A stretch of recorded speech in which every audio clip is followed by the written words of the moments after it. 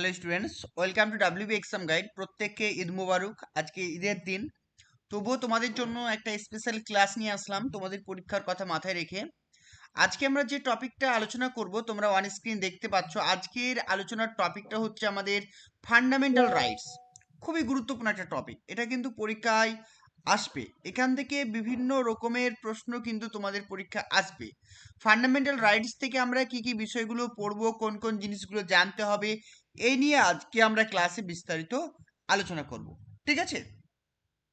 যারা upper primary দিচ্ছ তাদের জন্য খুবই গুরুত্বপূর্ণ, এছাড়াও যারা অন্যান্য পরীক্ষার জন্য প্রস্তুতি নিবে তাদের জন্য খুবই গুরুত্বপূর্ণ। আমি যে যে পয়েন্টগুলো ভালো করে বলবো সেগুলো একটু মনে রাখবে। নোটস প্রিন্ট আউট করার প্রয়োজন নেই, খাতায় লিখে রাখো মেন মেন পয়েন্টগুলো, তাহলে তোমাদের রিভিশন দিতে খুবই সুবিধা হবে। ঠিক আছে? তো আজকের আলোচনার টপিক হচ্ছে মৌলিক অধিকার, যেটাকে আমরা ইংরেজিতে কি বলবো, ফান্ডামেন্টাল রাইটস। ঠিক আছে? দেখো, তো এই ফান্ডামেন্টাল রাইটস পড়তে গেলে আমাদেরকে প্রথমে যে পয়েন্টটা পরীক্ষার জন্য ইম্পর্টেন্ট সেটা মনে রাখবো, যে ভারতের সংবিধান। আমরা জানি আমাদের ভারতের সংবিধানে অনেকগুলো পার্ট রয়েছে, তাই তো? আমাদের এখন বর্তমানে ভারতের সংবিধানে কিন্তু 25টা পার্ট রয়েছে। আমরা প্রত্যেকে জানি ভারতের সংবিধানে এখন টোটাল 25টা পার্ট রয়েছে, আমরা জানি। ঠিক আছে? এবং প্রায় 470টা আর্টিকেল রয়েছে। ওকে, তাহলে এবার দেখো, যেটা আমাদের প্রশ্ন, ভারতের সংবিধানে ফান্ডামেন্টাল রাইটস কোন পার্টের অন্তর্গত? পরীক্ষা একটা প্রশ্ন আসবে। ঠিক আছে? যদি পরীক্ষায় প্রশ্ন আসে যে ভারতের সংবিধানে ফান্ডামেন্টাল রাইটস কোন পার্টের মধ্যে রয়েছে, তাহলে আনসার হবে কি, পার্ট 3। তাহলে কি হবে আনসার? পার্ট 3-র মধ্যে রয়েছে। দেখো লেখা আছে সুন্দর করে, পার্ট 3-র মধ্যে রয়েছে। আর একটা প্রশ্ন আসতে পারে, ফান্ডামেন্টাল রাইটস মানে মৌলিক অধিকার ভারতীয় সংবিধানের কত নম্বর আর্টিকেলে রয়েছে? এটা রয়েছে 12 থেকে 35। এখানে একটু এফটা পড়ে গেছে, আমি কেটে দেবো পিডিএফটা থেকে। ঠিক আছে? তাহলে 12 থেকে 35 নম্বর আর্টিকেলের মধ্যে কি রয়েছে? ফান্ডামেন্টাল রাইট রয়েছে। তাহলে এখান থেকে আমরা দুটো প্রশ্ন পেলাম। একটা হচ্ছে ভারতের সংবিধানের যে ফান্ডামেন্টাল রাইট সেটা রয়েছে পার্ট 3-র মধ্যে রয়েছে, এবং আর্টিকেল 12 থেকে 35 মধ্যে রয়েছে। এটা কিন্তু পড়তে হবে পরীক্ষার জন্য। তারপর দেখো বলছে, এখান থেকে একটা প্রশ্ন পরীক্ষা আছে, ভারতের সংবিধানে ফান্ডামেন্টাল রাইটস কোন দেশের সংবিধানকে অনুকরণ করা হয়েছে? কোন দেশের সংবিধানকে অনুকরণ করা হয়েছে? তাহলে আনসার হবে কি, ইউনাইটেড স্টেট অফ আমেরিকা, অর্থাৎ মার্কিন যুক্তরাষ্ট্রের যে সংবিধান রয়েছে সেই মার্কিন যুক্তরাষ্ট্রের সংবিধান থেকে ভারতের ফান্ডামেন্টাল রাইটসকে গ্রহণ করা হয়েছে। মনে থাকবে? ওকে, চলো। আর একটা প্রশ্ন পরীক্ষা আছে, ভারতীয় সংবিধানের কোন পার্টকে ভারতের ম্যাগমা কাটা বলা হয়? এটাও কিন্তু পরীক্ষা প্রশ্ন। ভারতের সংবিধানের কোন পার্টকে যদি বলা হয়, তাহলে বলবে কি, পার্ট 3-কে বলা হয়। আবার যদি পরীক্ষা প্রশ্ন আসে, ভারতের সংবিধানের ম্যাগমা কাটা কাকে বলা হয়, সেটা আনসার হবে কি, ফান্ডামেন্টাল ফান্ডামেন্টাল রাইট। ঠিক আছে? ফান্ডামেন্টাল রাইটকে কি বলা হয়? ফান্ডামেন্টাল রাইটসকে বলা হয় ভারতীয় সংবিধানের ম্যাগনা কাটা। এই কয়েকটা জিনিস এখান থেকে মনে রাখতে হবে, তাহলে কিন্তু এখান থেকে পরীক্ষায় কমন পাওয়া যাবে। এবার দেখো, এইগুলো যে লাল কালি দেওয়ার অর্থ কি স্যার? লাল কালি দেওয়ার কথার অর্থ হচ্ছে, এই প্রশ্নগুলো বারবার বিভিন্ন পরীক্ষায় আসে। মৌলিক অধিকারের বিভিন্ন বৈশিষ্ট্য। প্রথম যে বৈশিষ্ট্য পরীক্ষায় ইম্পর্টেন্ট সেটা হচ্ছে কি, এটা হচ্ছে জাস্টিকেবল। জাস্টিসিকেবল মানে হচ্ছে এটা ন্যায় ন্যায় মানে আদালতে প্রয়োগযোগ্য। ঠিক আছে? বা ন্যায়ালয়ে প্রয়োগযোগ্য। তার মানে কি, আমরা জানি যে আমাদের ভারতের সংবিধানে এখন বর্তমানে 6টা ফান্ডামেন্টাল রাইটস রয়েছে। 6টা বা 6 ধরনের। যদি কোনো একটা ফান্ডামেন্টাল রাইটস তোমার বিঘ্ন হয়, বা তুমি যদি মনে করো যে আমি এই ফান্ডামেন্টাল রাইটসটা পাচ্ছি না, তুমি সরাসরি হাইকোর্ট বা সুপ্রিম কোর্টে গিয়ে বলতে পারো যে মহামান্য আদালত, আমি ফান্ডামেন্টাল রাইটস থেকে বঞ্চিত। মানে ফান্ডামেন্টাল রাইটস যদি তুমি না পাও, সেক্ষেত্রে তুমি কিন্তু আইনের পদক্ষেপ নিতে পারো। ঠিক আছে? এটাকে বলছে ন্যায়ালয়ে প্রয়োগযোগ্য। মনে থাকবে। আর একটা ইম্পর্টেন্ট পয়েন্ট, যে আমাদের যে ফান্ডামেন্টাল রাইটসগুলো রয়েছে, শুধুমাত্র যখন ইমার্জেন্সি চলে, আমরা কিন্তু অলরেডি ইমার্জেন্সি চ্যাপ্টারটা পড়েছি, তাই না? ভারতের যে জাতীয় জরুরি অবস্থা সেটা পড়েছি। যখন আমাদের দেশের ন্যাশনাল ইমার্জেন্সি চালু হয় তখন কিন্তু প্রেসিডেন্ট চাইলে সেই ফান্ডামেন্টাল রাইটসগুলোকে কি করতে পারে, সাসপেন্ড করতে পারেন। ওকে, আমরা ডিটেলসে কিন্তু ইমার্জেন্সি চ্যাপ্টারে পড়েছি, এগুলো পড়েছি। আর একটা প্রশ্ন, যে কোন রিপোর্টের মাধ্যমে ফান্ডামেন্টাল রাইটসকে ভারতের সংবিধানে অন্তর্ভুক্ত করা হয়েছে? মনে রাখবো, নেহরু রিপোর্ট। নেহরু রিপোর্ট 1928। এখানে নেহরু রিপোর্ট বলতে বোঝাচ্ছে জওহরলাল নেহরু নয়, এখানে নেহরু রিপোর্ট হচ্ছে মতিলাল নেহরু। মতিলাল নেহরু, মতিলাল নেহরুর যে রিপোর্ট, ঠিক আছে, মতিলাল নেহরুর যে রিপোর্ট তৈরি করেছিল 1928 সালে, সেই রিপোর্ট অনুযায়ী কি বলা হয়েছে, যে মৌলিক অধিকারগুলোকে ভারতের সংবিধানে অন্তর্ভুক্ত করার কথা বলা হয় 1928 সালের রিপোর্ট অনুযায়ী। মনে থাকবে সবার? দেখো, এবার আমরা যেটা ইম্পর্টেন্ট, যে মৌলিক অধিকারের তালিকা। এখন আমাদের ভারতে টোটাল কতগুলি মৌলিক অধিকার রয়েছে? টোটাল রয়েছে 6টি। টোটাল কটি রয়েছে? 6টি। কিন্তু একটা বিষয় জানার আছে তোমাদের, যখন আমাদের ভারতের সংবিধান গ্রহণ করা হয়, অর্থাৎ কবে? 1949 সালে 26শে নভেম্বর। অর্থাৎ 1949 সালের 26শে নভেম্বর যখন আমাদের ভারতের সংবিধান গ্রহণ করা হয়, তখন ভারতের সংবিধানে কতগুলি মৌলিক অধিকার ছিল স্যার? তখন টোটাল মৌলিক অধিকার ছিল 7টা। কটা ছিল? টোটাল ছিল 7টা। কিন্তু এখন বর্তমানে রয়েছে কটা? বর্তমানে রয়েছে আমাদের 6টা। এখন বর্তমানে 6টা রয়েছে। সেই 6টা মৌলিক অধিকার কি কি? খুব ভালো করে মনে রাখতে হবে, পরীক্ষায় তোমাদের জন্য এগুলোই আসবে। তোমরা যেহেতু আপার প্রাইমারি প্রস্তুতি নিচ্ছ, অত ডিটেলস পড়া দরকার নেই, মেন যেগুলো আমি বলে দিচ্ছি সেগুলো মনে রাখো। প্রথম যেটা রয়েছে সেটা হচ্ছে right to equality. Right to equality কথার অর্থ হচ্ছে সমতার অধিকার। কত নম্বর আর্টিকেল? 14 থেকে 18। আর্টিকেল 14 থেকে 18-র মধ্যে রয়েছে রাইট টু ইকুয়ালিটি, মানে সমতার অধিকার।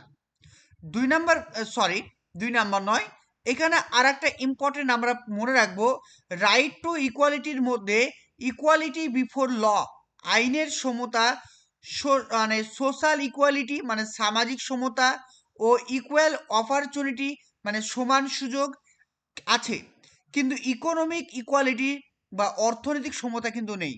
তাহলে এটাও কিন্তু একটা পরীক্ষার প্রশ্ন।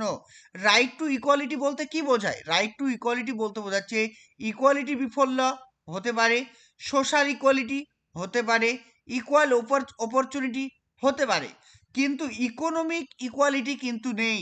যদি ইকোনমিক ইকুয়ালিটি থাকতো, তাহলে আমাদের দেশে কেউ কিন্তু ধনী গরিব থাকতো না, সবার টাকার পরিমাণ সমান থাকতো।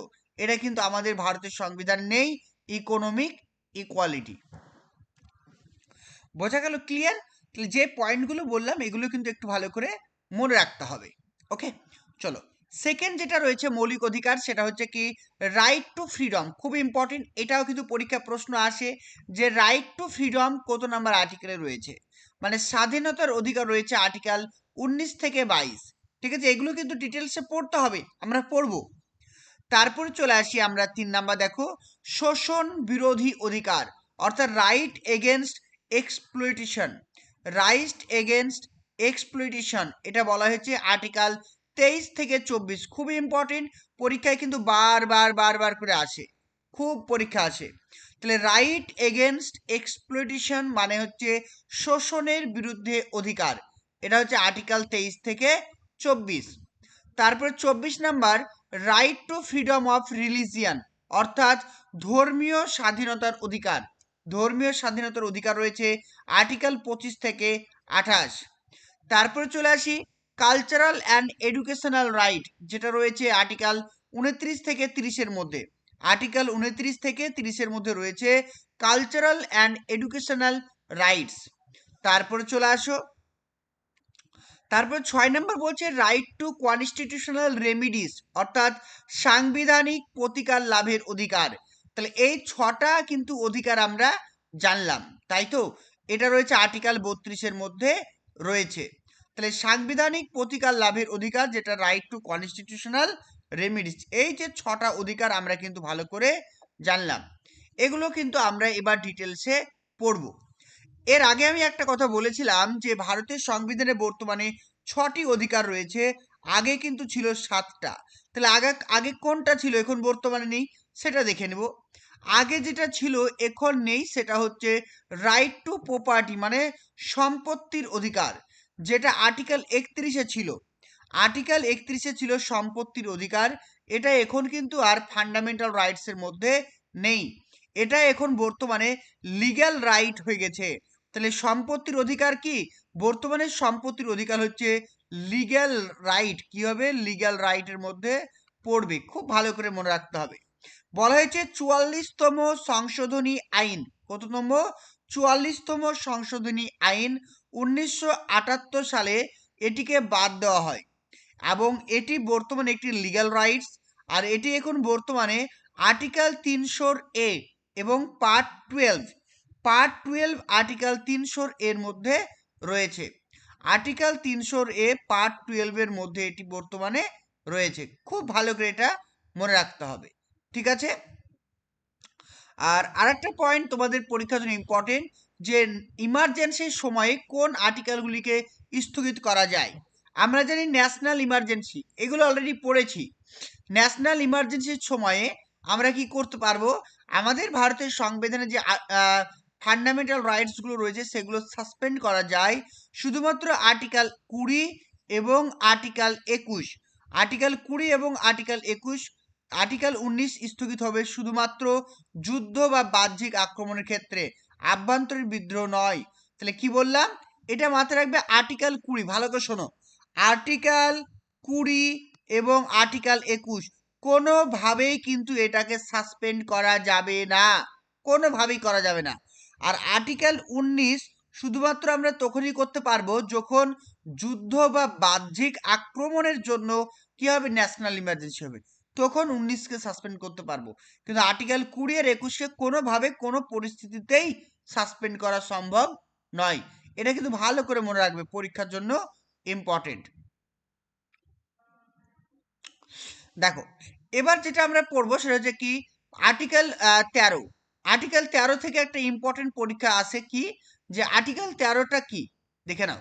আর্টিকেল 13 অনুযায়ী যে কোনো আইন যদি মৌলিক অধিকারের বিরোধী হয়, মানে ধরো কোনো পার্লামেন্ট কি করলো, কোনো একটা বিল পাশ করলো, যে বিলটা মৌলিক অধিকারের বিরুদ্ধে, সেই বিলটাকে কিন্তু কি করা হবে, ডিসমিস করে দেওয়া হবে, মানে ওই বিলটাকে অকার্যকর করে দেওয়া হবে, অর্থাৎ ভয়েড করে দেওয়া হবে।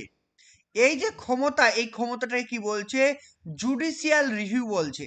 তাহলে পরীক্ষায় কিরকম প্রশ্ন আসবে স্যার, ভারতের সংবিধানে জুডিশিয়াল রিভিউ কততম আর্টিকেলে রয়েছে, জুডিশিয়াল রিভিউ রয়েছে আর্টিকেল 13-র মধ্যে রয়েছে। আর এই জুডিশিয়াল রিভিউ কে করতে পারে, সুপ্রিম কোর্ট বা হাইকোর্ট জুডিশিয়াল রিভিউ করতে পারে, ঠিক আছে। জুডিশিয়াল রিভিউ করার ক্ষমতা রয়েছে সুপ্রিম কোর্ট, হাইকোর্ট, কত নম্বর আর্টিকেল, আর্টিকেল 13 অনুযায়ী। তাহলে জুডিশিয়াল রিভিউর কথা বলা হয়েছে কত নম্বর আর্টিকেলে, আর্টিকেল 13-তে জুডিশিয়াল রিভিউর কথা বলা হয়েছে। আর এখানে কি রয়েছে, সুপ্রিম কোর্ট আর্টিকেল 32 অনুযায়ী সেটাকে জুডিশিয়াল রিভিউ করবে, আর হাইকোর্ট করবে 226 নম্বর আর্টিকেলের মাধ্যমে। তাহলে 226 নম্বর আর্টিকেল হাইকোর্ট, আর আর্টিকেল 32 অনুযায়ী সুপ্রিম কোর্ট, ঠিক আছে, খুব ভালো করে মনে রাখবে। এবং কি বললাম, যদি কোনো আইন ভারতের যে ফান্ডামেন্টাল রাইটস রয়েছে সেগুলোর বিরুদ্ধে হয়ে যায়, তাহলে সেগুলোকে আনকনস্টিটিউশনাল হিসাবে ঘোষণা করবেন। এক্ষেত্রে একটা গুরুত্বপূর্ণ মামলা রয়েছে, এগুলো তোমরা মনে রাখবে।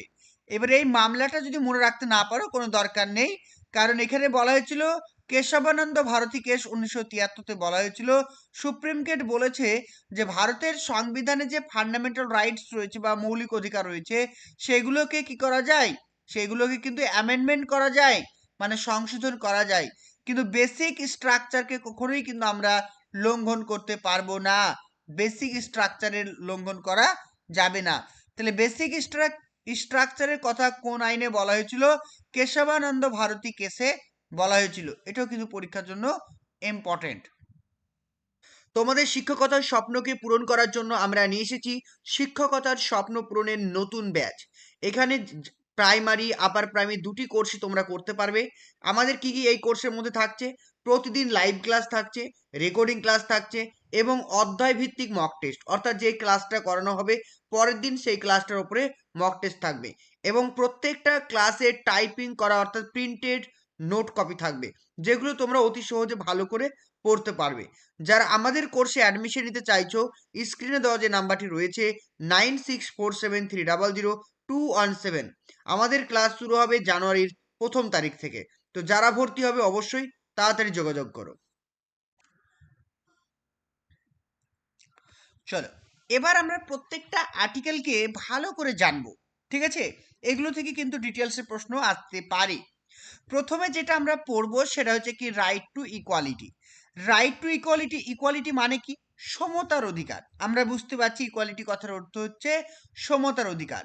তাহলে এখান থেকে পরীক্ষার প্রশ্ন আসতে পারে। রাইট টু ইকুয়ালিটি বলা হয়েছে কত নম্বর আর্টিকেল? 14 থেকে 18-র মধ্যে রয়েছে রাইট টু ইকুয়ালিটি। এখানে কি বলছে? রাষ্ট্র কোনো ব্যক্তিকে আইনের দৃষ্টিতে সমতা ও আইনের সমান সুরক্ষা থেকে বঞ্চিত করতে পারবে না।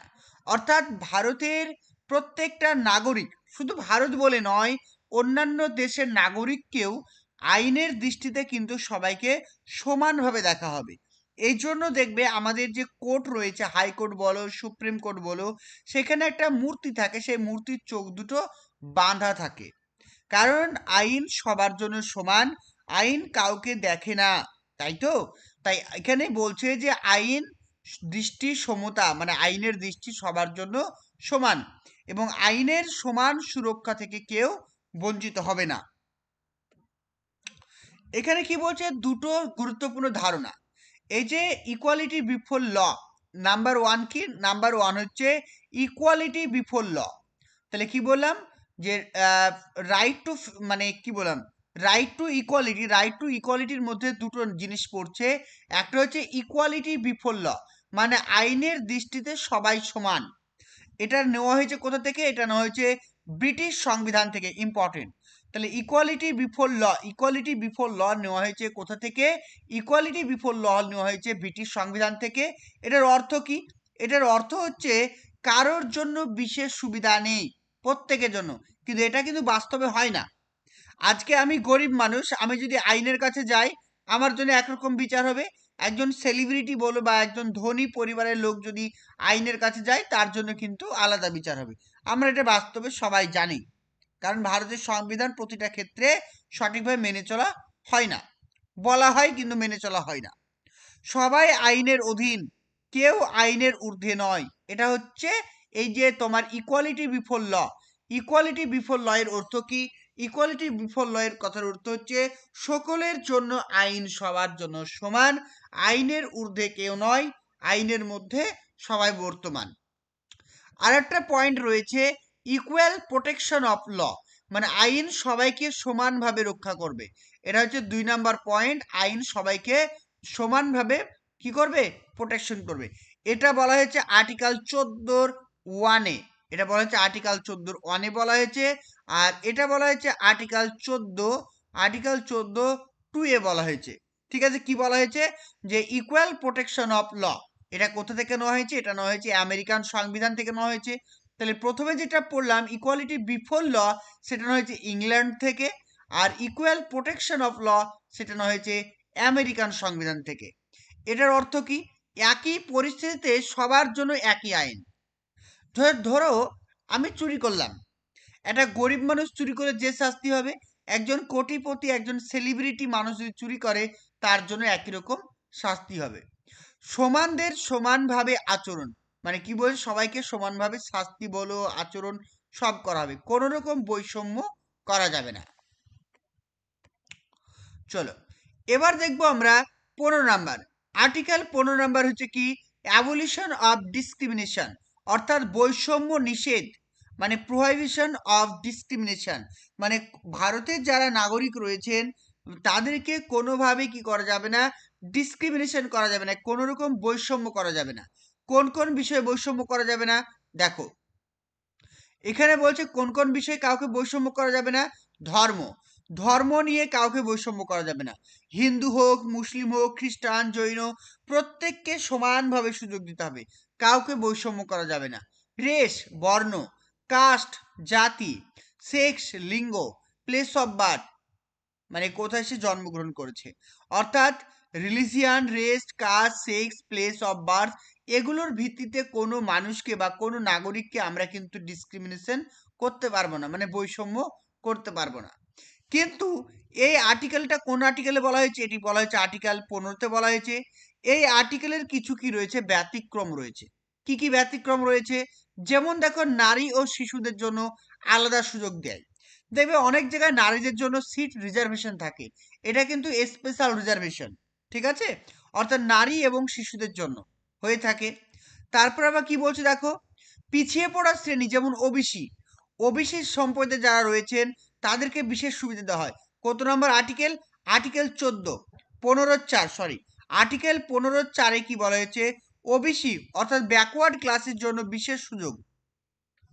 পরীক্ষায় প্রশ্ন আসে যে ওবিসি বা ব্যাকওয়ার্ড ক্লাসের জন্য কত নম্বর সুযোগ সুবিধা দেওয়া হয়েছে?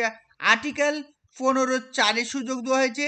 এছাড়াও আর্টিকেল 16-4, আর্টিকেল 15-4-এ সুযোগ দেওয়া হয়েছে। এছাড়াও আর্টিকেল 16-4-এতেও ওবিসিদেরকে সুযোগ দেওয়া হয়েছে।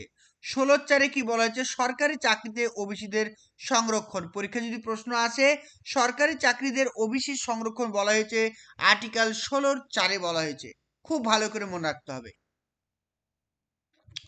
নেক্সট দেখো, শিক্ষা প্রতিষ্ঠানে ভর্তি। এই শিক্ষা প্রতিষ্ঠানে ভর্তির জন্য কিছু স্পেশাল ছাড় দেওয়া হয় আর্টিকেল 15-5-এ। আর্টিকেল 15 নম্বর 5-এ যেখানে কি বলছে?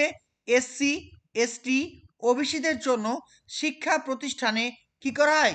সিট রিজার্ভেশন করা হয়।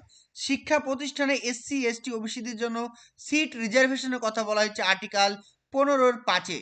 সেটা হতে পারে সরকারি, হতে পারে বা বেসরকারি হতে পারে, কিন্তু মাইনরিটি এডুকেশনাল ইনস্টিটিউটে এগুলো কিন্তু এই নিয়মটা কার্যকর নয়।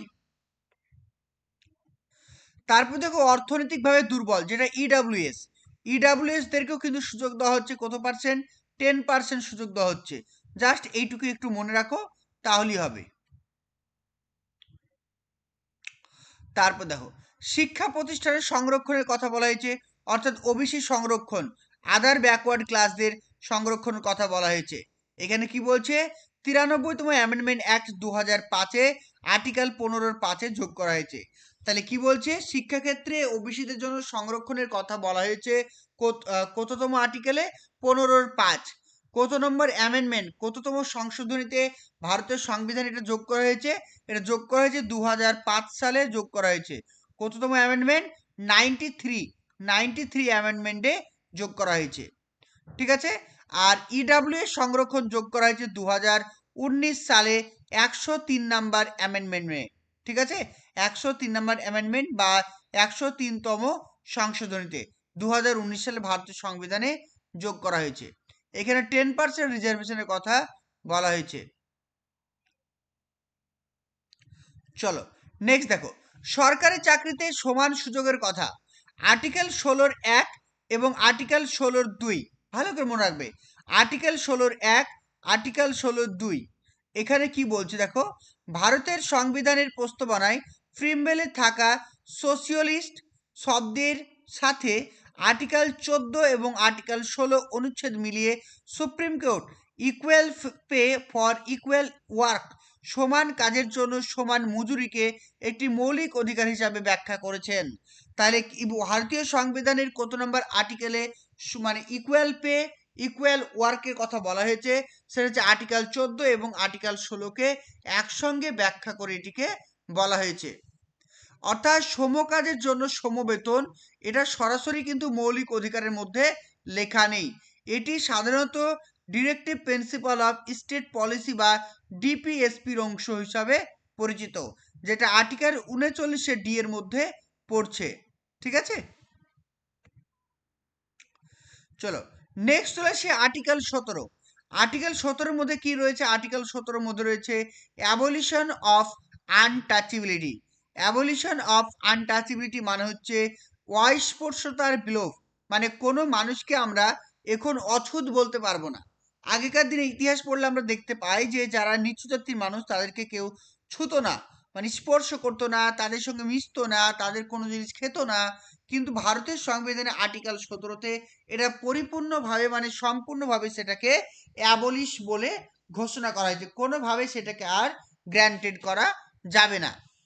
মূলধারাটা কি বলছে? অস্পৃশ্যতা সম্পূর্ণভাবে বিলোপ সাধন করা হয়েছে, যা এর চর্চা পুরোপুরি একদম নিষিদ্ধ। কোনোভাবে কোনো আইন পাশ করে এটাকে কিন্তু আর কার্যকর করা যাবে না, অর্থাৎ এটা একটা পানিশেবল অফেন্স। ঠিক আছে? বলেছে আর্টিকেল 17 আনটাচেবিলিটির বিলোপ সম্পূর্ণভাবে অস্পৃশ্যতা নিষিদ্ধ করে, যেখানে কোনো ব্যতিক্রম নিয়ম নেই, তাই এটির লেজিসলেটিভ পাওয়ারের ওপরে অ্যাবসলিউট লিমিটেশন। তাহলে এখান থেকে একটা পরীক্ষা প্রশ্ন আসে যে আমাদের লেজিসলেটিভ পাওয়ার মানে ভারতের সংসদের ওপর কোন ফান্ডামেন্টাল রাইটসের ওপরে লেজিসলেটিভ পাওয়ার অ্যাবসলিউট লিমিটেশন করা হয়েছে, মানে কোনোভাবেই কিন্তু আমাদের যে ভারতের পার্লামেন্ট তার উপরে আইন আনতে পারবে না। সেটা হচ্ছে আর্টিকেল 17। আর্টিকেল 17-র উপরে কোনোভাবেই কিন্তু আইন আনা যাবে না। এর কিন্তু কোনো রকম ব্যতিক্রম নেই। প্রতিটা আর্টিকেলের কিছু না কিছু ব্যতিক্রম রয়েছে, কিন্তু আর্টিকেল 17-র কিন্তু কোনো রকম ব্যতিক্রম নেই। ভারতীয় সংবিধানে আর্টিকেল 17 ধারা শিডিউল কাস্ট এবং শিডিউল ট্রাইবকে মৌলিক সামাজিক, অর্থনৈতিক, রাজনৈতিক এবং সাংস্কৃতিক অধিকার প্রদান করে। খুব ইম্পর্টেন্ট। তাহলে আর্টিকেল 17-তে কি বলা হয়েছে? আর্টিকেল 17-তে শিডিউল কাস্ট এবং শিডিউল ট্রাইবকে সামাজিক, অর্থনৈতিক, রাজনৈতিক এবং সাংস্কৃতিক অধিকার প্রদান করেছে।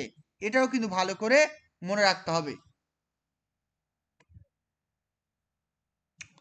তারপর চলে আসি অ্যাবলিশন অফ টাইটেল, অর্থাৎ কি বলছে? উপাধির বিলোপ। আমরা পড়েছিলাম যে আর্টিকেল 14 থেকে 18, আর্টিকেল 14 থেকে 18 আমরা পড়ছি। তাহলে এখানে কি বলছে? রাষ্ট্র কোনো ব্যক্তিকে টাইটেল প্রদান করতে পারবে না।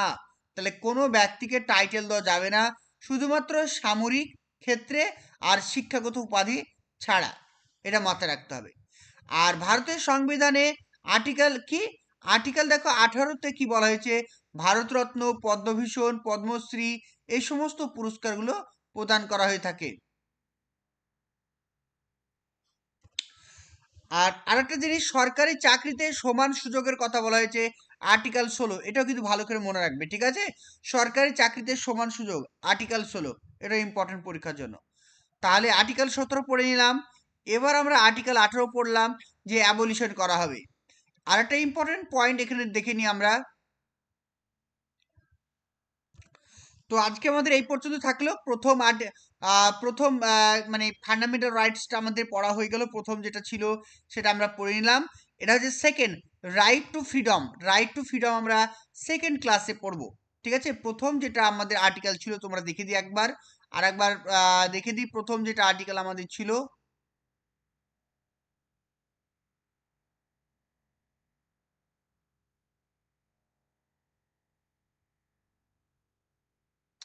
Right to equality.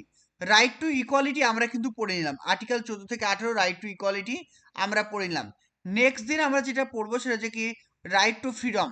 Right two freedom আমরা কিন্তু নেক্সট দিন পড়ে নিব। ঠিক আছে? প্রত্যেকটা পার্টে পার্টে ক্লাসগুলো করলে তোমাদের পড়তে সুবিধা হবে। প্রত্যেকে ভালো করে ক্লাসগুলো করো, পিডিএফ পেয়ে যাবে। প্রত্যেকে প্রস্তুতি নাও।